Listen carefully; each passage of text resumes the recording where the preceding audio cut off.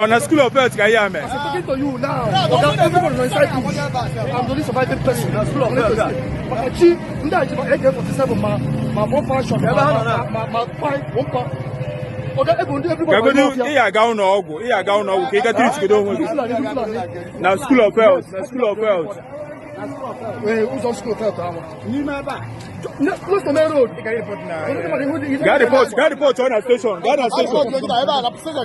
When I report to go. So I try to rush at a hospital. Ghana call Nibo. Didn't happen. Ghana call Nibo. All right, welcome back, wonderful people. When I don't see they happen for that video where I just dropped now, the guy in question in that video say that this thing just happened in School of Health around Enugu State, where unknown gunmen invaded a whole school, cutting away the students, and nobody was left. According to this guy, he said that these people in question are Fulanis. And also, he said that he is the only one who escaped this scenario.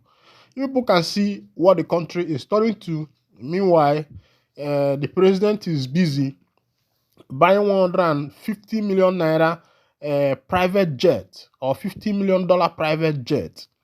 And also, the government are busy packing money.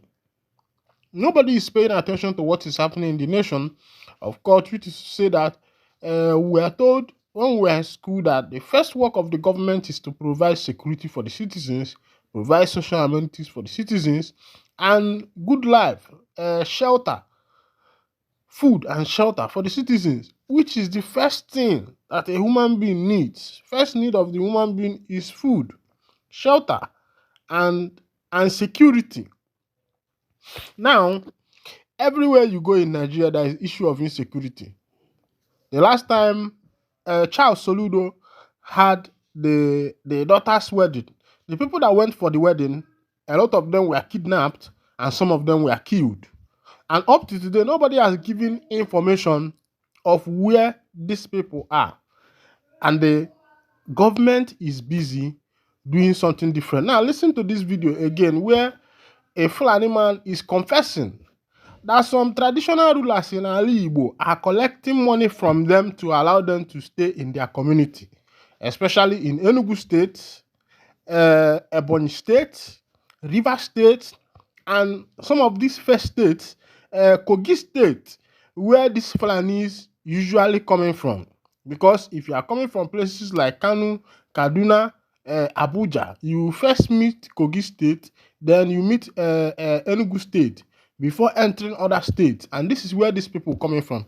Let me drop the video. Please go down to the comment section and comment on this information. Tell us what you think. Tell us what you feel. To be a Fulanis, I just want to salute you. I can't have you ask you any question because everything you do, I'm in line with it. Whatever you do is I'm in agreement. So there's no question. Thank you so much. I salute you. Thank you very much. Thank you very much. And people should go and look for what is liaison. You don't have liaison in your country, right?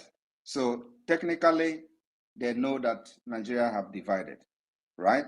So, and we don't have any official alliance with them. We don't have any official agreement with Nigeria.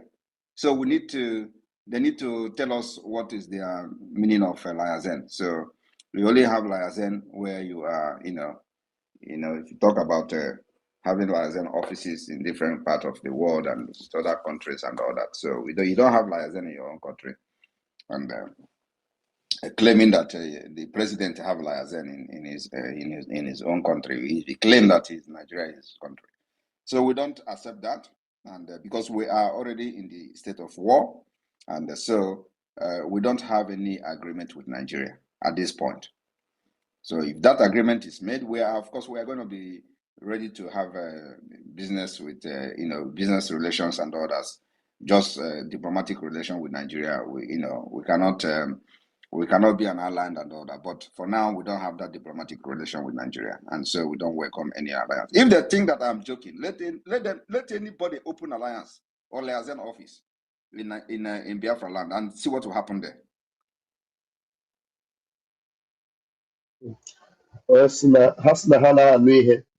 I go see here could drink okay, man.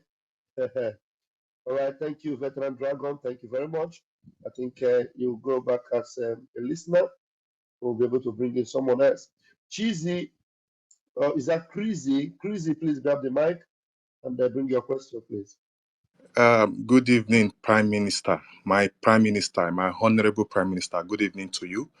Minister of Information, I greet you all. I hope I'm coming out loud and clear. Go on, sir. You are speaking. Okay, sir. Thank you very much, sir. In Nigeria, they always want to force themselves in doing things without consulting the people. I thank you, Prime Minister, for your doggedness and alertness.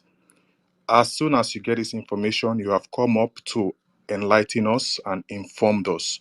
And this is one thing we always appreciate you for. Thank you very much. I have one question for you, Prime Minister.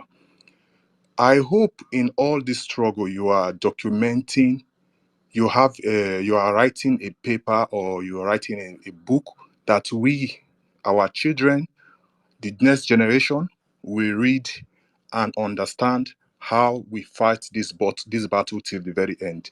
I hope you're doing such for us, Prime Minister.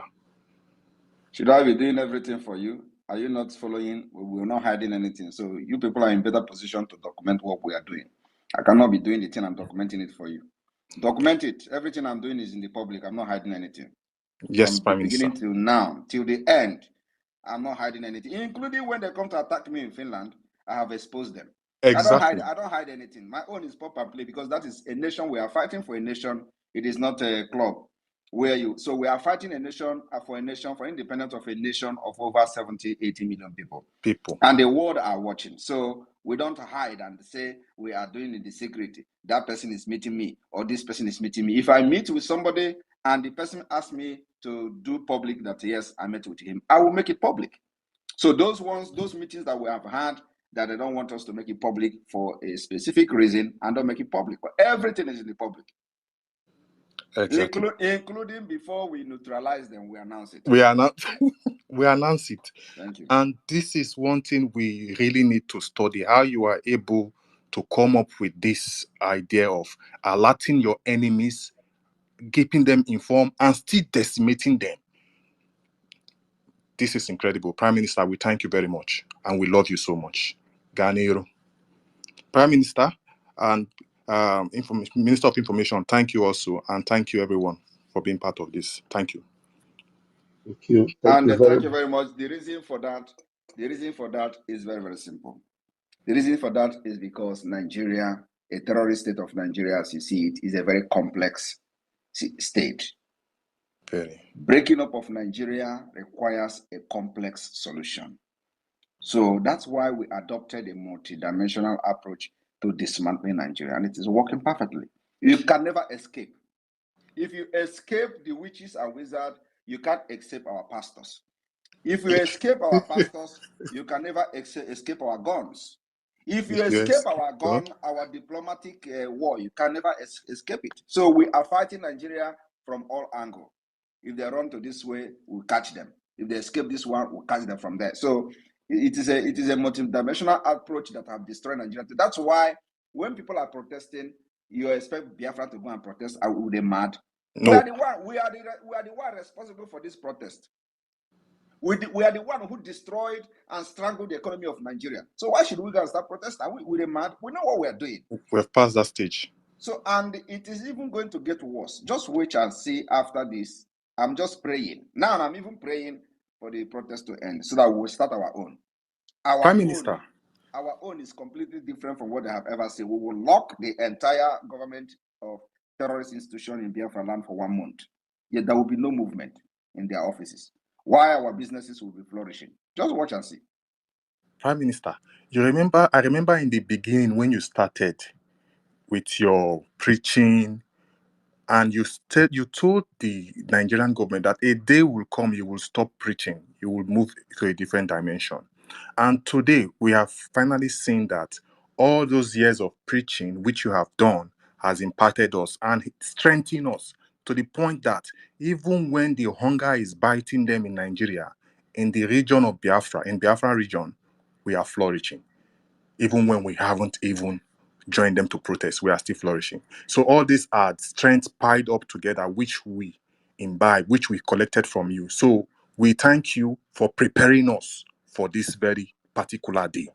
Even though you warned the Nigeria government, they failed to listen. Today, we are using those things you teach us. We are putting them into practice.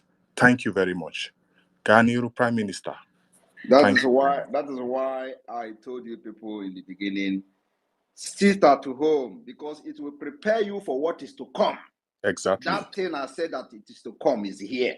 And that's why the entire Nigeria is burning. Only Ekpa over to the Nigerian government, this and that. But all those information are foul. One thing people should know is that the European government is quite different from that of the government you know here in Africa. Over there in Europe, everything is done with facts and figure. For them to take action, every information must be very accurate. It's not like here in Africa where a politician who has money more than you will start intimidating you with his police officials. Maybe because you said something about the politician which him or her does not like, you see them threatening you with police, threatening you with EFCC or something like that. But over there in Europe, the case is different, because they believe that everybody has their own fundamental human rights. You have the right to exercise your freedom. You have the right to exercise yourself. You have the right to freedom of speech. You have your franchise right. And not just that you have your franchise right, you are free to exercise this franchise rights. You are free to exercise this franchise right. As it is in Ezagu, Enugu State, tension is there as herdsmen entered and dealt with a lot of people in that community and vicinity. A lot of people has lost their life. This is happening live in Ezagu, Enugu State. And the people in that state are crying out and saying, they say, this is happening in my village, in Abowa, Ezago, Akugbowa, Ezago, Enugu State, at Simon Ekpa PM. He said, please, if you come across this video, help us reach to our PM. The issue is, why are the people not calling on government? Why are they calling on Master Simon Ekpa to come and help them? Because they can equally call on the police, they can equally call on the army, but why have these people refused to call on the police or call on the army? And they have resulted in calling Master Simon Ekpa to come and help them. They have been calling Ekpa to come and help them, because a lot of people have lost faith in the government. People have lost faith in the government of this nation. People have lost faith in the rulership. People have lost faith in what the government is doing. People have lost faith in how reluctant the government has been to the people. People have lost faith in a lot of things that has been happening in this nation, because the government have refused to react. The government have refused to react to the necessary things they are supposed to react to. But rather, you see them packing the money. The economy is crashing down. The president is busy buying jets worth 150 billion. Meanwhile, the citizens are hungry. The government are busy. What they are busy doing is sharing palliative. Are they trying to tell us that Nigerians are hungry, or that Nigerians they don't have food anymore, or that Nigerians are beggars? And when some people said, divide the country, let everybody go, divide the country, let everybody have their freedom, divide the country, let everybody go to their home place, divide the country, let everybody be on their own, and the government is saying no. Now, another information coming direct from the Twitter handle of the Prime Minister of the Biafra Republic government in exile, he said, the IPOB Nigerian criminals are using my name to seek asylum in some European countries, claiming I am one of the founder of IPOB Nigeria because they know this is only name ringing bell globally about Biafra. One of the European countries has contacted the Biafran government and we will expose your lies. They attacked me on social media and used my name to seek asylum in the name of Biafra. All of you that are using my name, thinking they will not contact the Biafra government, even when you submit the letter issued by your fellow criminals, they ignored that and contacted the Biafra government. You are gone. This one is coming from Ahomadike, one of Ndibo Life. He is complaining that a lot of people are using his name to seek asylum. Yeah, the video you just watched now, we saw how the Fulani elders have become a menace in our society, and the government of the day has not done anything to curtail this set of people who are ravaging every nook and crannies of society, to the east, to the west, and to the north. How long can we continue dealing with Fulani herdsmen? I see that is why the likes of Simon Ekpa and Anambra and Sunday have come out countless times to always air their views concerning this issue of Fulani. How long can we continue with these Fulani people living within the ambit of Nigeria? If the president of Nigeria knows he cannot control or call this Fulani to order, I think it's high time the president need to call for a round table whereby every region should go their separate ways. Allow the Igbos go, allow the Yorubas go, and then allow the North to have their own region. So it will be better for the peace of Nigeria, because we cannot continue having a set of people who are bent on killing other people without having human sympathy or human feeling. For how long can we continue to deal with it? And some persons will come out and say, Samonepa is doing that, Samonepa is this, Samonepa is not doing what he ought to do, Samonepa has not done what he's supposed to do. What has Samonepa done wrong? Samonepa is not the problem, and Samonepa will not be the problem. The problem at hand is for the government to curtail this set of people. This set of people who claim to be terrorists, and which the government itself have failed to prescribe them as terrorist group. Now, imagine the government failing to prescribe them as terrorist group, and these guys are going about causing havoc and ravaging every nooks and crannies of society, which is not supposed to be so. Now, the people should call President Bola into order so things will not get to us and so things will not get deteriorated. Thank you. You can subscribe to our channel, like our videos, share, comment for more political discourse. Thank you so much.